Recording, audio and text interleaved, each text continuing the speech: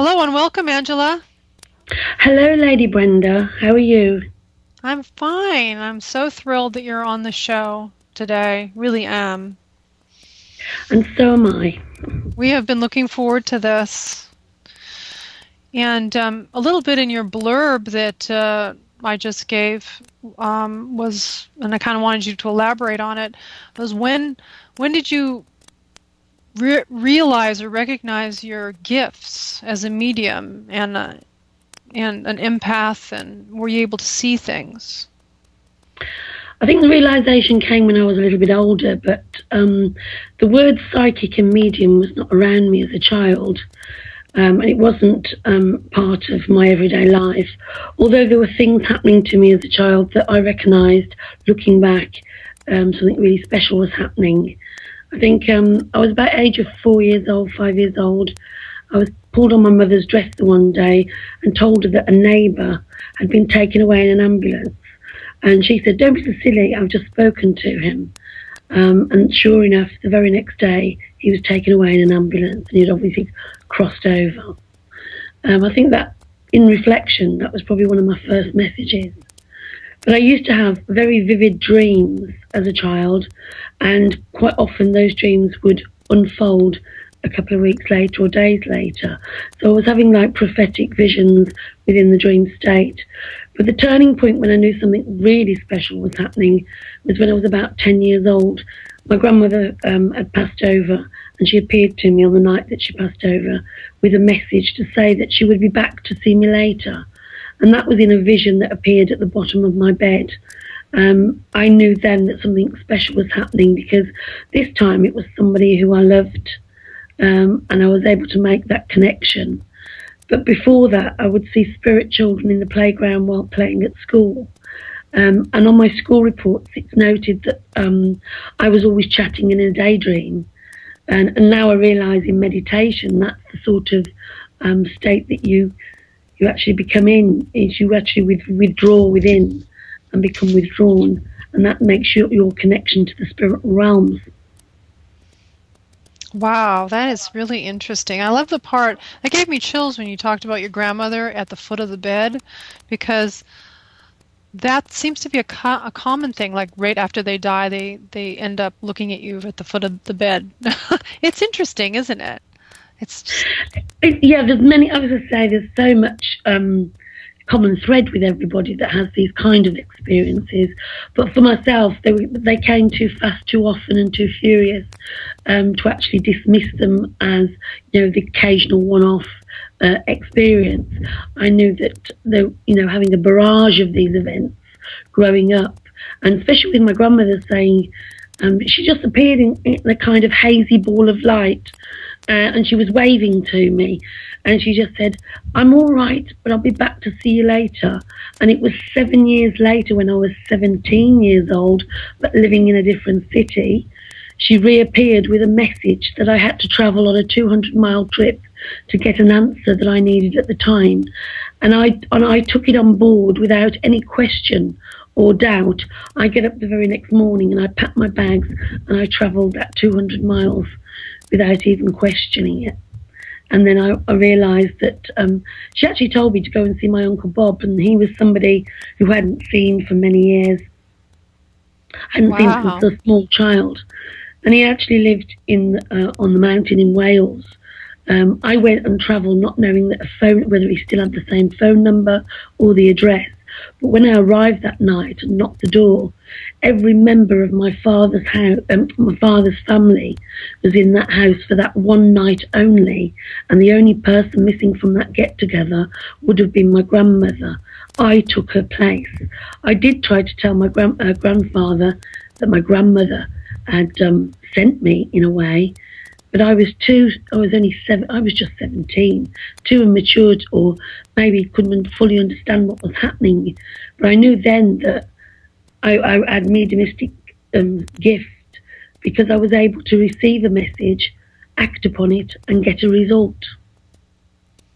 Now I like that point, because so many times you'll get the message, the psychic message, or however you receive it, psychically through mediumship. But if you don't act on it, then the proof isn't there. Wouldn't you agree? That is totally, because I always say that spirit does not use a certain amount of energy to communicate. They don't use it for nothing. They need to, for you to be able to receive it, but most importantly, is to act upon it. And that is difficult too, because, even when, like, we're all psychics here as the hosts of the show, and people ask for, questions, and a lot of times we'll tell them, and they don't act upon it, and then it happens. And then you think about what would happen if you had acted upon it. Could it have changed the course? It would have been the result that they needed, and so forth. So, are any of your family members, does this run in the family? I'm curious, because a lot of times this type of stuff does run in the family. It's talent. Well, apparently the grandmother that appeared to me, what I didn't know at the time as a child, which I found out as an adult, she was well known for being a lady with a gift. I mean, again, the word psychic and medium was not around in that generation, or within our culture of being, devout Catholics. It was something we didn't talk about. It was just, if you had that intuition or the gift of knowing, it was a gift. You didn't question it. But she was a lady that was renowned for it. She was especially renowned during wartime, when she was able to tell, especially when people got telegrams to say that their loved ones were believed missing, believed dead. She was able to say, no, I can see you celebrating and having the bunting up. They're coming home. So she was able to give hope. And I think that's what messages are about. It's the fundamental essence of a message is about giving people hope for the future, the hope to an answer that's worrying people, or fundamentally it is what we give is totally hope. That and preparing them for the future too, which equates to hope. And that was actually one of my questions too, was why do you think people seek out mediums?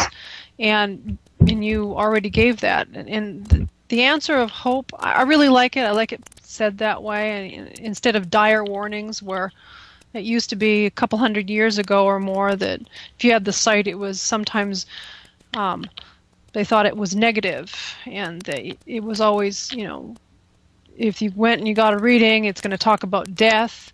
What are your views about death as a medium? Well, I know there's no such thing as death. It's just a continuation of life. There's evolution of the soul. Mediums bring proof every day of the continuation of life, because they will connect with a loved one who will come through, describe who they are, where they lived, how they dressed, familiarities between the loved one here and them in spirit. And then maybe if they need to say something, they will say something. Obviously, it's words of comfort and love, but there are times when, again, they will give you some guidance, advice, and maybe a warning, but never a warning where it will instill anxiety into somebody. I think that words choose the right spirit, chooses the right words in a very subtle way to tell you certain things in life. And then when things happen, you look back and you think, yes, that's what she meant.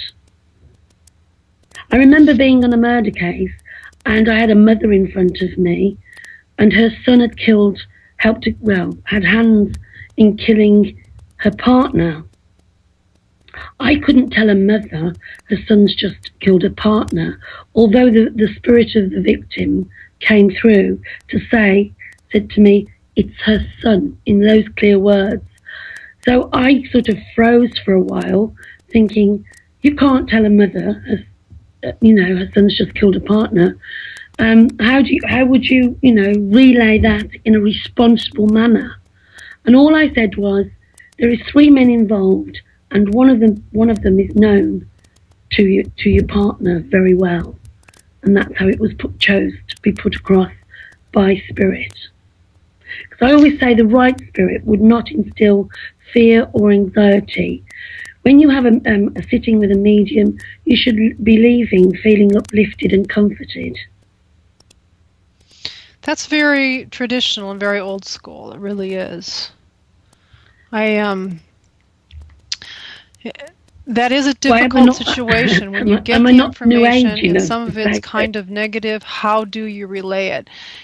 But we have a responsibility to relay it, though. Don't you agree? Oh yes, you do. It's about choosing your words carefully, because some people can come across very negatively and very damning by saying, you're going to have, for example, I can see a car crash and you're going to have a car, and this is going to happen. That every day that person will be looking around the corner over a shoulder. Is this the day I'm going to have a car crash? You wouldn't say that sort of thing to them. You may say, there's some trouble, with an accident, but don't worry, you'll come through the other end. Things will be fine by the time such a time comes. And there's always, we've all got to go through things in life, because this journey is about one lesson after the other. It's not about perfection, it's about a learning curve. But we do have to go through things and come through, hopefully, the other side. And that's when Spirit comes through to give us messages of hope, because we go through these things in life, but then there's always light at the end of the tunnel. Well, we have a question from one of the other co-hosts, and I know that you do a lot of work with the afterlife, and we're going to talk about your book Angela's Angels in just a moment. But Stephen, who's one of our co-hosts, has asked, Stephen, why don't you ask yourself? Okay, thank you very much, Brenda. This is Stephen, Angela. Hi, Angela. Hello, Stephen. I would like to know, what's the best way for me to prepare myself for crossing over the birth that is death? How can I prepare for that transition? What's the best way to prepare for it? The best way, sometimes, some people don't usually get preparation, do they? But you see, preparation starts as we become responsible adults, and we know that the inevitable end of the process is going to happen, the end of our lives. And a lot of people subconsciously, even if they're not spiritually attuned, will know that as we go through life, we become much wiser, much more knowledgeable, much more, our experiences teach us things. If we don't learn from an experience, sometimes it's repeated until we learn. But then it's to prepare ourselves to cross over, it's about making peace. Peace within our souls, peace within ourselves, and peace with the people around us. Perfect. Thank you very much. Thank you. Thank you, Angela. So let's talk about what was your very first case with what led you to work with the police, and how did that come about? How did it come about? It was the fact that I didn't actually choose to become a medium. Shall we say that? I didn't actually. No, it chose you. We know. Yeah. It must be. Well, I didn't even choose to work with the police. I mean, Spirit sort of chose me with the answers and put me in positions where I would be connected. So what happened was the connection with my first murder, the connection actually happened 10 years before. As it unfolded, I remember going into, out shopping one day thinking I've got a day off. But if you're a medium, you never have a day off, because you're a channel to receive and you don't know where, you don't know when. And it's like a bit like Martini, anytime, any place, anywhere. I don't know whether you've seen that advert. But the connection with the first murder happened 10 years before. I was out shopping. And then it's just one of those instrumented moments where I felt drawn to speak to a lady who was the manager of the shop. I just went up to her and said, "Excuse me, love." I said, "I'm a local medium." I said, I know you're able to understand this message and you will be able to receive it." And she went, "Oh, yes, I do believe." And I just went, "You've got a mum in spirit, a mother in spirit." I said, "But why am I hearing?" She's telling me, "You've got to play it safe. You've got to," those are the words, "you've got to play it safe." And she said, "I'm trying to escape from a violent man." And I said, "Well, you've got to play it safe, my love." And then I went, "Don't worry, there's a man with dark hair, with black moustache, with lots of black cars around him. And she went, that's my new friend. He's an undertaker, hence the black cars around him. But that message was, as I left the shop, I said to her, I can see you managing public houses, which was bars in your sort of terminology. And she said, no. She said, I did that years ago. And I said, oh, okay then. I said, cheerio, but please play it safe. Anyway, it was 18 months later. I'm looking for a venue for a christening, and I walk into a local bar. And who's behind the counter but the lady from the shop? And it was that lady who then became a manager of a public house, who then phoned me one day and said she'd had a robbery, that they'd stolen money out of the gambling machines on the premises. And she said to me, come on up. She said, you might be able to help. So I went up, very reluctantly. And then I stood there and I had a series of visions. And I just went, look, there was 2 men over there smashing that machine. And at the same time, there was another man over the other side of the room smashing the other machine. And she said to me, my goodness, all that's on CCTV camera. And I went, well, don't worry. And this is where the prophetic and the hope came. And she said, don't worry, they'll have the cheek of the devil and come back here and buy a meal. And 3 days later, 3 men came back in that public bar and bought a meal. And I just so happened to be passing at the time and called over Carol, the lady, and she then called the police and they got arrested. But then it was some time after that, months down the line, I had another phone call from her to say that a publican like herself had been murdered, and she begged me to go down. And I reluctantly said again, but this is not just a crime, this is murder. And I made a half promise. But then on my travels a few days later, I was in London and I was chilling out in a beautiful garden, and then I heard the voice of my father's spirit, and all I heard him say was, what about this murder? And I knew then I had to visit the scene of the crime. And then a few days later, while I was back home, I went to visit the scene of the crime. And as I drove onto the car park of the public house, I looked over at the house and had the first vision.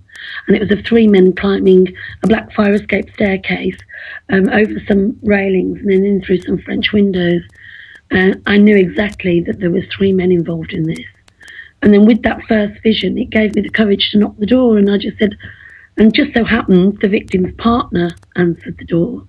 And then I had a series of visions, one after the other, piecing it together. But, I did relay that first message to her in the first vision I saw. And she just said, how do you know they got in there? She said, of all the doors on this building, she said, how do you know got through there? I had to reassure her that I was genuine. And then she invited me in, and as we climbed the stairs, I saw a second vision of chairs in a room being all knocked over. I said, where are you taking me? The chairs were all knocked over. And she said, actually, upstairs is the restaurant, and all the chairs were knocked over. But when we entered the restaurant, all the chairs had been cleared because the forensics had been. And there were several doors leading off the restaurant, and I pointed to one door and I said, that's the door I want to go, I'd like to go through. And she said, just hold on, I'll move the dog. She had this dog obviously for protection. And little did I know that she was actually putting rugs over the bloodstains, not to give me any clues, but in my reality, she's trying to disguise things for spirit.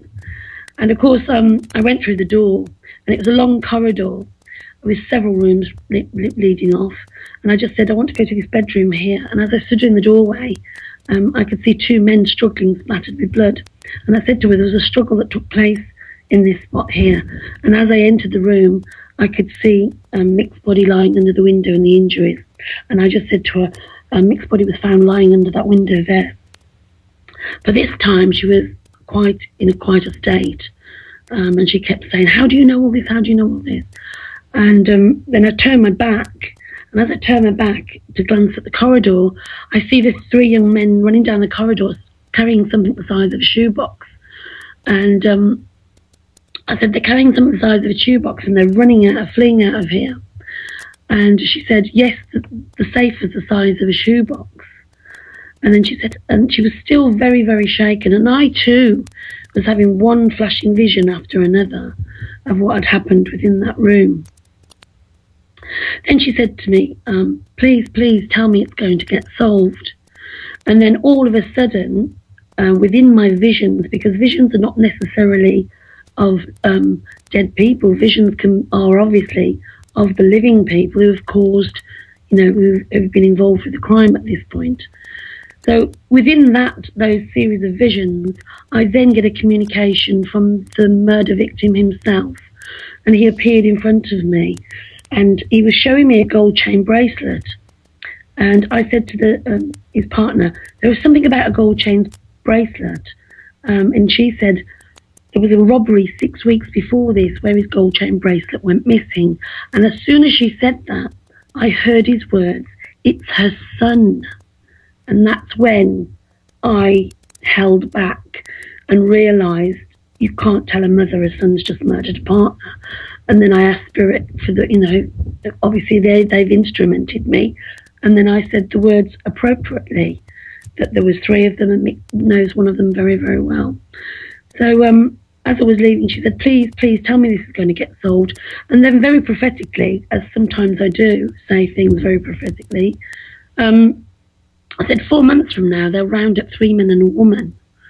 And she went, a woman? And I went, yeah, there's a woman involved in this somewhere, and she knows everything about what's happened. And she went, no, no, no. She totally refused, to think that a woman would be involved in this sort of thing. But that's what I heard, and I just had to give what I received. And I said, yeah, there is a woman involved in this. It will be found out. So as we left via a different sort of entrance, we went down a different staircase. We had to go through a bar, and as I glanced over at the bar, there was a young man behind the bar. And then all of a sudden I went cold looking at him, and I knew he was one of the culprits. I knew I was looking at a son then. But I left the building that day thinking, dear God, why me? Why have you shown me all that? And I didn't know there was going to be a good purpose, was obviously to relay your information and help in that situation with an answer. But I didn't know that, 3 years after that, it would be turned into a TV documentary that circulated the globe and went to 85 different countries. But the uncanny thing about that, the continuation was, I came home, carried on with my work for a few days, and I had a phone call from a woman who said, from another side of town, said she needed me desperately to come and see her. So I obliged and went to see her. She had a sitting. Her mother came through. And then all of a sudden I said, well, your mother's here, but she's saying that she's with somebody called Michael.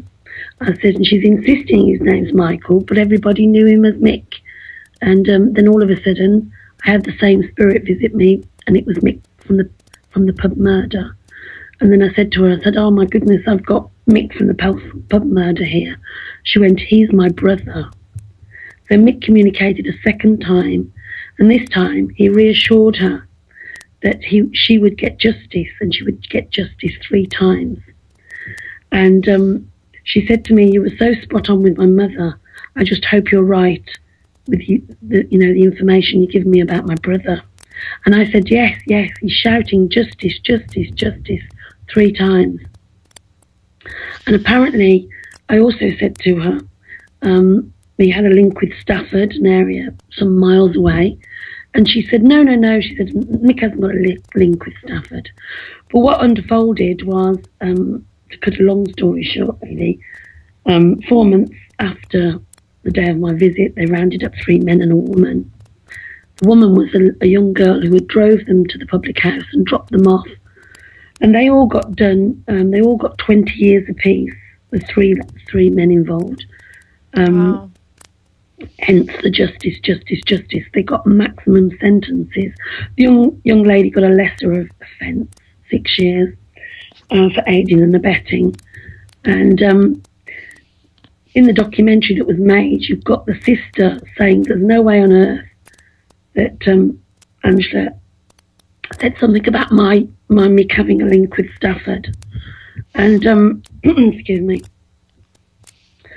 what turned out to be was the Crown Court hearing, the final hearing was at a place, Birmingham Crown Court, but on the Friday before the Monday for the final hearing, it got transferred to Stafford. I have no doubt that Mick's spirit was in the court that day watching that final hearing when he got his justice. We definitely came through strong. That is pure evidence of, a spirit coming through, giving you this information. We're going to pause for 1 minute, Angela, for a commercial, and then we'll get right back, okay? Right, thank you, Brenda. Okay.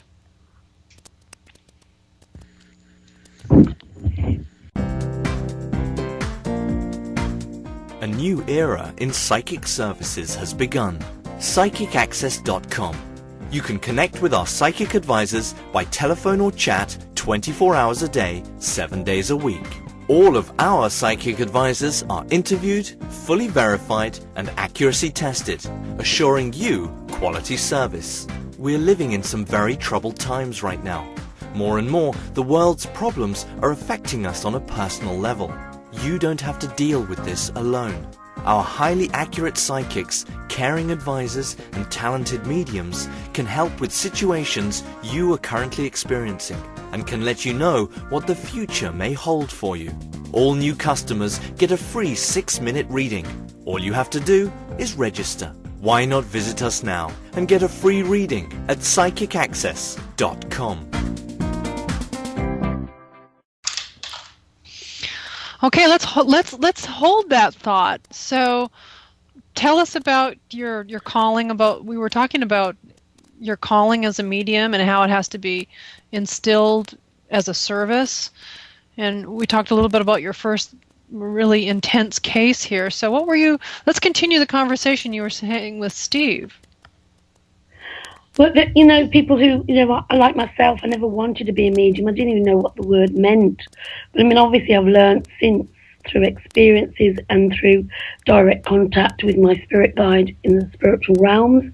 I wake up with very vivid dreams, words from spirit, and quite often they will teach me things and tell me things. But to be a medium, I think, first and foremost, is that want to serve others and to help. You've got to be that type of personality. And then there's a responsibility with it. But then there's a genuine love of people and the fact that you're here to serve others on earth. Because this journey is not about conducting yourself.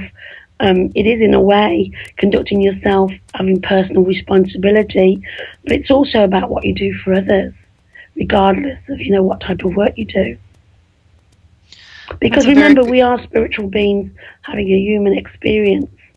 And we're sent to this earth plane to do a journey, but the journey is about helping others first and foremost. Well, I think that's everybody's in one form or the other. We get so disconnected in the mundane world, and we don't find what our purpose is. Now, you were speaking about guides. Now, who are some of your guides? Do you know who they are? Are they relatives? Is it your grandmother? Well, I know that, what I've learned from Spirit is that when we're all born with a guide, and your guide changes accordingly depending on what you're going through at the time. It's a bit like, if you've got a leak, they'll send you a plumber in that sort of sense. Whereas it's like if you're going through a particular experience, they're going to send you someone from the spirit world who've shared or experienced that experience themselves in a previous life, and they have the advice and the guidance to help you. As we know, guides don't step in every second when we demand them, because there are things that we have to learn and things about our journey that has to unfold and that we have to learn ourselves. But they know when to intervene, and it is at crucial times in your life, and the most crucial times. But I am aware that I used to have, the vivid dreams from a child that would become prophetic, happenings. But there was 2 nuns that used to appear to me, and I dismissed them as as a reflection of a time, a traumatic time, being placed in a convent as a child. So I used to dream about them regularly until they started to talk to me, and I remembered what they were saying to me. There was one nun who said to me, "You will grow up and tell the world about the spirit." Didn't know exactly what that meant. When I went into spiritualism, which is a religion, I thought they'd missed a word off the end by saying, "You're going to tell the world about the spirit world." But it wasn't. It was about the spirit, the whole encompassing word involving spirit, everything connected to that word. Because it's about, our spiritual journeys. It's about discovering the power of spirit and the spirit of God in corporate, and also the hierarchy of the spiritual realms. But, my guides there was one of the guides that stepped in, and I discovered personally who she was. And what it was, I was having healing from a healer one day, and I drifted off in a meditative state, and I saw this nun, but she wasn't like the nuns that I used to know. She appeared in a short white headdress, and her mouth was moving. I could see the picture, and she just said, "My name is Therese, and you will find me in a book." And she just disappeared. Well, my healing had finished. The girl that was, had her healing hands on me said, she said, "I'm not mediumistic like you, but when I was healing or trying to heal you, I saw a nun." And I said, "Oh, and so did I." And her words were, "But she's not like the nuns," she said, "that, you think of in black and white. She had this short white headdress on." And I said, I saw her exactly the same. I said to her, "Did she speak to you?" And she went, "No." I said, "Yes, she spoke to me." She said, "Her name is Therese, and I'll find her in a book." So with that, again, I felt instrument to go and search. And I went to libraries and books, and I scanned, computers. Who's this nut, and then, pardon the pun, I gave up the ghost. And it was 18 months later, I just so happened to be in a Catholic bookshop, and I scanned, my eyes scanned the bookcase, and I saw a lady with her hair up in a bun and a Victorian sort of high-collared neck dress. And I recognised the face, and I just said to the lady behind the counter, "See the lady down there on the front of that book?" I said, "She wasn't a nun by any chance." She went, "You're only looking at St. Teresa of Lisieux." And of course, I had to buy the book. And when I bought the book, I opened it up, and she was one saintly lady who had a lot of photographs, was able to take of her, because she lived, or should we say she passed, I think, don't quote me, but it was about 1923 when she passed back to spirit. She was quite a famous saint, a lady, a nun who became a saint. And obviously, it was obviously St. Teresa, who I grew up called St. Teresa of the Roses, but didn't make the connection because I never ever saw a photograph of her. I always saw, one of these elaborated prayer cards with a picture on. So when I saw her face for real, I realised it was the lady that's been communicating with me. And that was my, confirmation. And there she was in the book with the short white headdress on as a novice nun. Fascinating. And that was, to me, the concrete evidence, basically. And her voice, obviously with a French accent, sometimes I hear. But again, it's been at poignant times in my life. It's not that I can call her up every day on a phone line. I wish I could. But I know, for some reason, my little channel receives her communication. The strange thing was, I bought the book and read a life story, and there is that many uncannily parallels in our lives. You understand the parallels, yeah? Of course, that's definitely that's really fascinating. So, but the fascinating parallels very quickly was, she was the youngest of 7 children, so was I. She was brought up by a single parent, so was I. She lived at number 36, so do I. She suffered migraine, so do I. And also, there's 2 photographs of her as a child and one again as a teenager, And the strange thing, we had the same hairstyles in those photographs at those ages. And the strange thing is, I have a daughter, and when you put the picture, the photograph of Therese next to my daughter's, they are so much alike. Everybody says, "Is that your puppy?" And I go, "No, that's Saint Teresa as a child." Well, that again is more evidence of the circle and the continuation of the life force, and the reincarnation. It could very well be a straight reincarnation. Sorry. I do believe in reincarnation. I've been shown and given too much evidence of it. And I know that, Hinduism is based on research on the under 5-year-olds, should we say, or the evidence that they produce.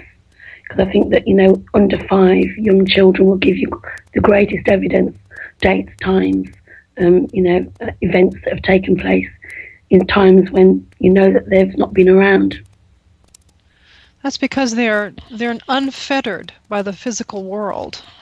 They're still open to spirit, and what they're telling you, their parents will squash it down. You're telling lies. They don't make up those stories, but they really are relaying evidence of their past lives. Yes. Now, I have heard from other mediums that I know that sometimes working so intensely with spirit affects you physically. Have you experienced any illnesses related to your work?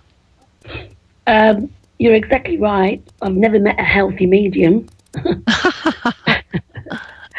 Oh, yeah. Migraine especially, and that's a classic. Water retention, because when you think about it, water conducts energy, and we're 70% water.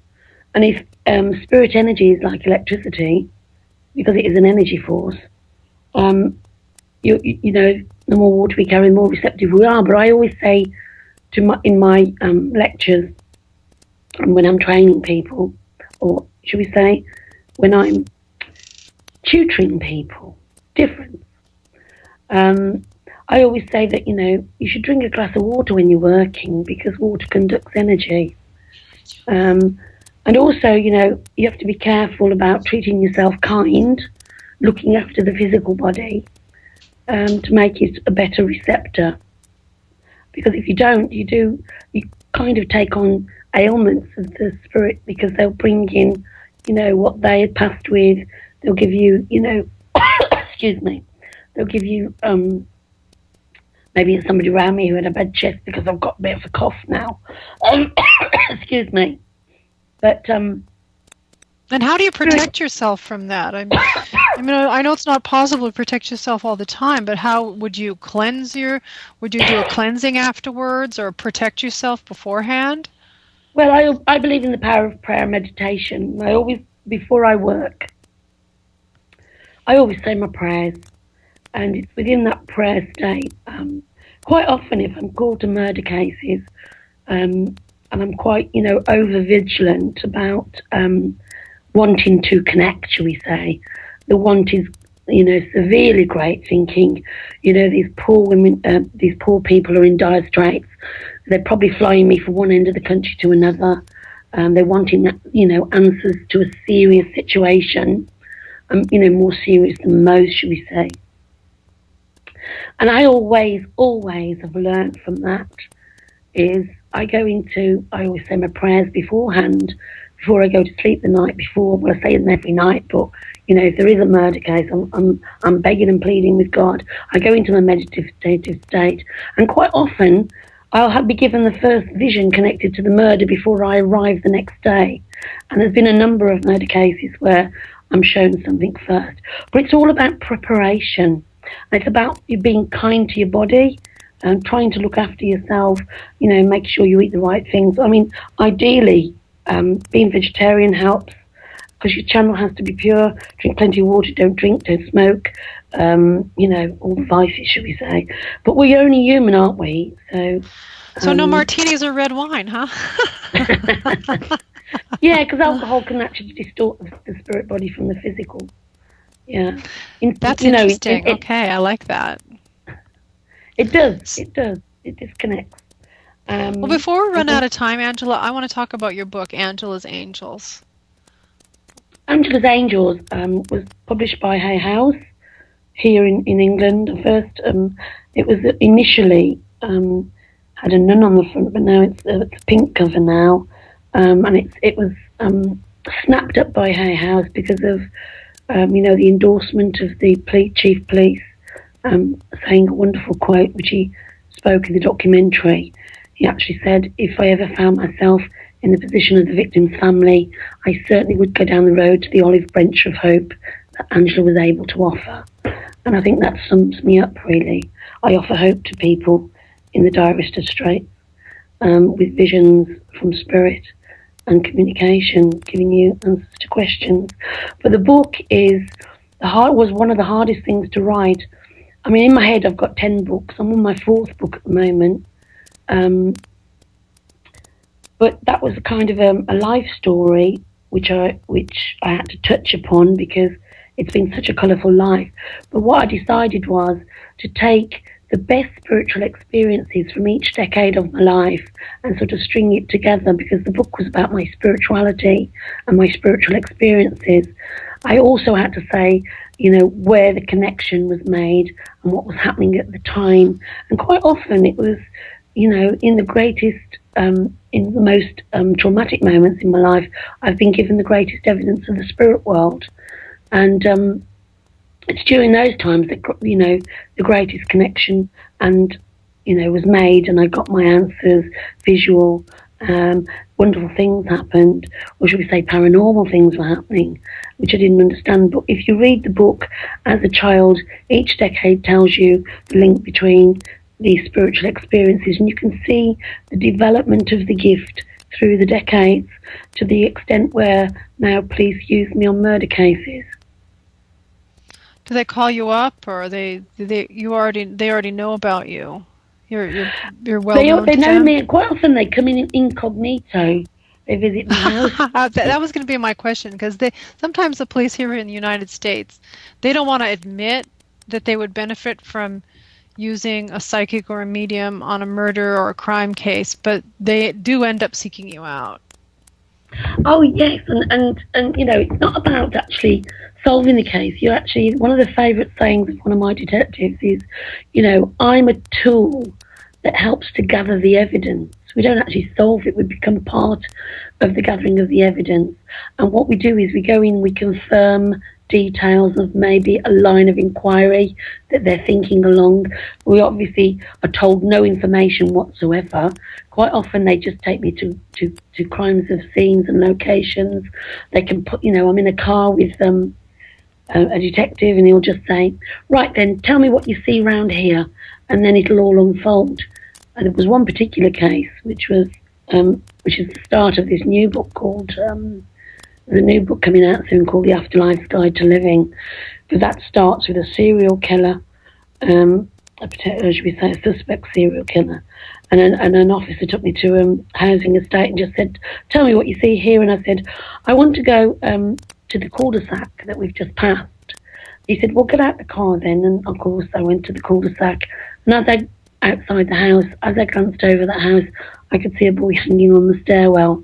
I got back in the car and said, "There was a boy found hanging on the stairwell in the number 2 house." I said, "But it was not now, it was 1980s. He said, "You're exactly right."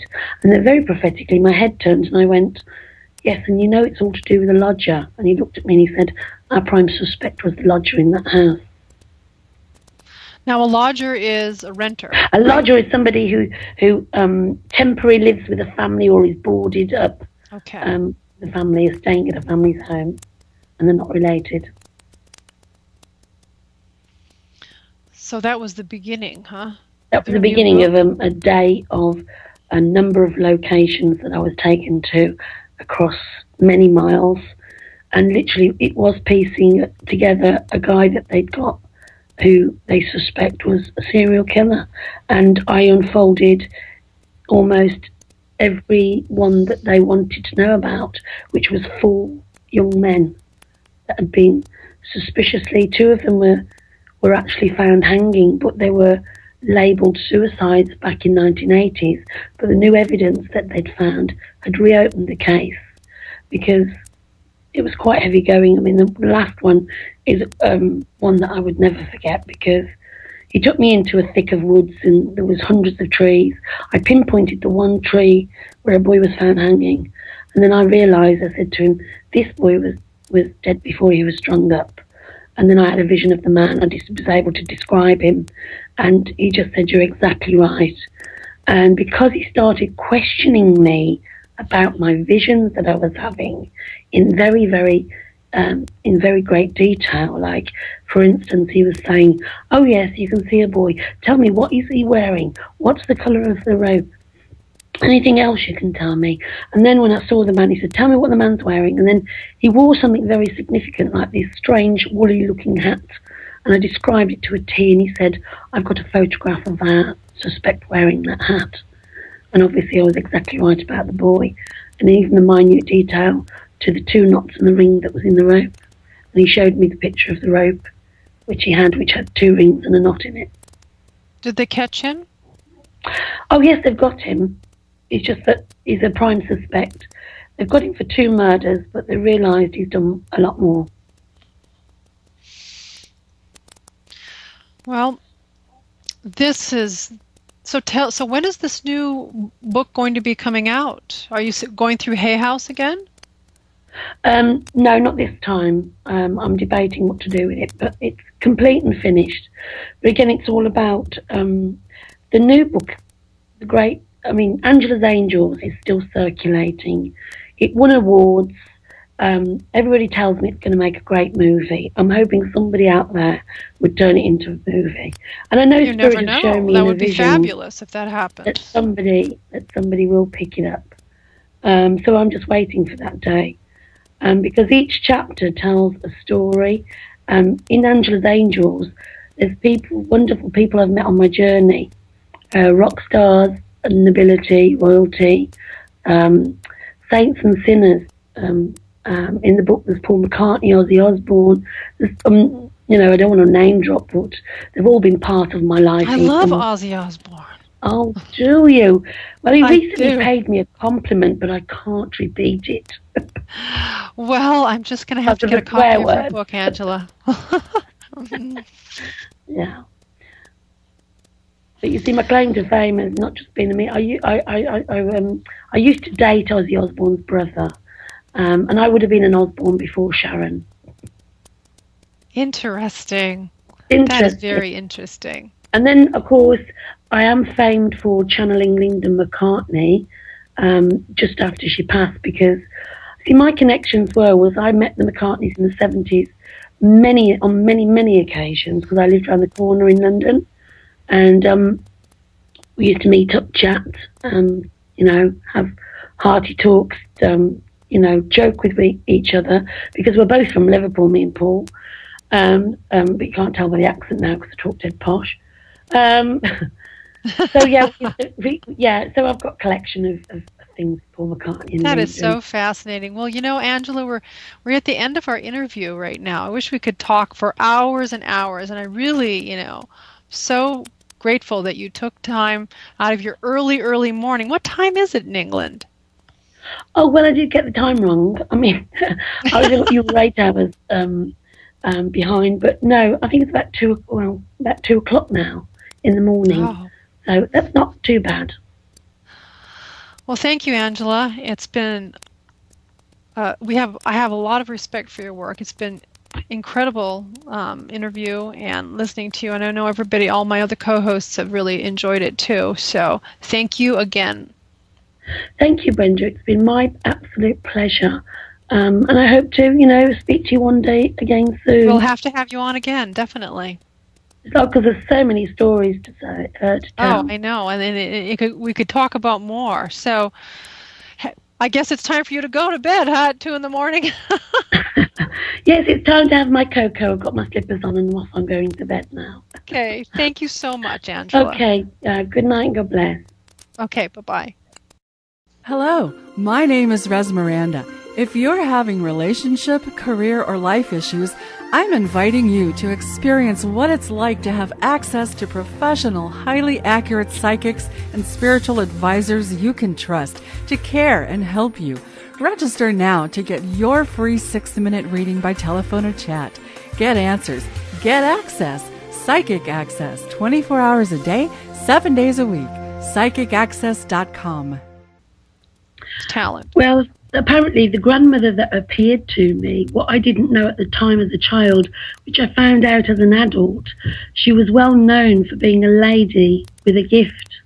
I mean, again, the word psychic and medium was not around in that generation or within our culture of being, devout Catholics. It was something we didn't talk about. It was just, if you had that intuition or the gift of knowing, it was a gift. You didn't question it. But she was a lady that was renowned for it. She was especially renowned during wartime when she was able to tell, especially when people got telegrams to say that their loved ones were believed missing, believed dead. She was able to say, no, I can see you celebrating and having the bunting up. They're coming home. So she was able to give hope. And I think that's what messages are about. It's the fundamental essence of a message is about giving people hope for the future, the hope to an answer that's worrying people, or fundamentally it is what we give is totally hope. That and preparing them for the future too, which equates to hope. And that was actually one of my questions too, was why do you think people seek out mediums? And you already gave that. And the answer of hope, I really like it. I like it said that way, and instead of dire warnings, where it used to be a couple hundred years ago or more that if you had the sight, it was sometimes they thought it was negative, and it was always, if you went and you got a reading, it's going to talk about death. What are your views about death as a medium? Well, I know there's no such thing as death. It's just a continuation of life. Hello and welcome, Angela. Hello, Lady Brenda. How are you? I'm fine. I'm so thrilled that you're on the show today. Really am. And so am I. We have been looking forward to this. And a little bit in your blurb that I just gave was, and I kind of wanted you to elaborate on it, was when did you realize or recognize your gifts as a medium and an empath, and were you able to see things? I think the realization came when I was a little bit older, but the word psychic and medium was not around me as a child. And it wasn't part of my everyday life, although there were things happening to me as a child that I recognised, looking back, something really special was happening. I think I was about age of 5 years old. I was pulled on my mother's dresser one day and told her that a neighbour had been taken away in an ambulance. And she said, "Don't be so silly, I've just spoken to him." And sure enough, the very next day, he was taken away in an ambulance, and he'd obviously crossed over. I think that, in reflection, that was probably one of my first messages. But I used to have very vivid dreams as a child, and quite often those dreams would unfold a couple of weeks later or days later. So I was having like prophetic visions within the dream state. But the turning point when I knew something really special was happening was when I was about 10 years old. My grandmother had passed over, and she appeared to me on the night that she passed over with a message to say that she would be back to see me later. And that was in a vision that appeared at the bottom of my bed. I knew then that something special was happening, because this time it was somebody who I loved. And I was able to make that connection, knowing that a phone, whether he still had the same phone number or the address. But when I arrived that night and knocked the door, every member of my father's house, my father's family, was in that house for that one night only, and the only person missing from that get-together would have been my grandmother. I took her place. I did try to tell my grandfather that my grandmother had sent me, in a way, but I was only seven, I was just 17, too immature, or maybe couldn't fully understand what was happening. But I knew then that I had mediumistic gift, because I was able to receive a message, act upon it, and get a result. Now I like that point because, so many times, you'll get the message, the psychic message, or however you receive it psychically through mediumship, but if you don't act on it, then the proof isn't there. Wouldn't you agree? That is totally, because I always say that spirit does not use a certain amount of energy to communicate. They don't use it for nothing. They need to, for you to be able to receive it, but most importantly, is to act upon it. And that is difficult too, because, even when, like, we're all psychics here as the hosts of the show, and people ask for, questions, and a lot of times we'll tell them, and they don't act upon it, and then it happens. And then you think about what would happen if you had acted upon it. Could it have changed the course? Would it have been the result that they needed, and so forth. So, are any of your family members, does this run in the family? I'm curious, because a lot of times this type of stuff does run in the family. The evolution of the soul, mediums bring proof every day of the continuation of life, because they will connect with a loved one who will come through, describe who they are, where they lived, how they dressed, familiarities between the loved one here and them in spirit. And then maybe if they need to say something, they will say something. Obviously, it's words of comfort and love, but there are times when, again, they will give you some guidance, advice, and maybe a warning, but never a warning where it will instill anxiety into somebody. I think that words choose, the right spirit chooses the right words in a very subtle way to tell you certain things in life. And then when things happen, you look back and you think, yes, that's what she meant. I remember being on a murder case, and I had a mother in front of me, and her son had had hands in killing her partner. I couldn't tell a mother her son's just killed her partner, although the spirit of the victim came through to said to me, it's her son, in those clear words. So I sort of froze for a while, thinking, you can't tell a mother, her son's just killed a partner. How would you, relay that in a responsible manner? And all I said was, there is 3 men involved, and one of them is known to your partner very well, and that's how it was chose to be put across by spirit. Because I always say the right spirit would not instill fear or anxiety. When you have a sitting with a medium, you should be leaving. But before that, I would see spirit children in the playground while playing at school. And on my school reports, it's noted that I was always chatting in a daydream. And now I realise in meditation, that's the sort of state that you actually become in, is you actually withdraw within and become withdrawn. And that makes your connection to the spiritual realms. Wow, that is really interesting. I love the part, that gave me chills when you talked about your grandmother at the foot of the bed, because that seems to be a common thing. Like right after they die, they end up looking at you at the foot of the bed.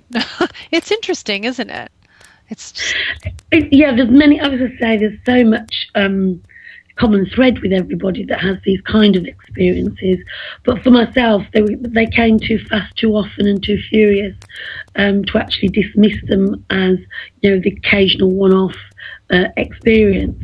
I knew that having a barrage of these events growing up, and especially with my grandmother saying, she just appeared in a kind of hazy ball of light, and she was waving to me, and she just said, I'm all right, but I'll be back to see you later.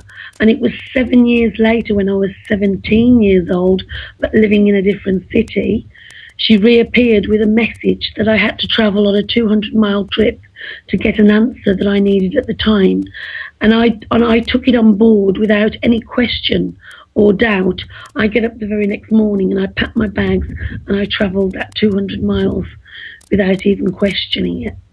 And then I realised that she actually told me to go and see my Uncle Bob, and he was somebody who I hadn't seen for many years. I hadn't seen since a small child. And he actually lived on the mountain in Wales. I went and travelled not knowing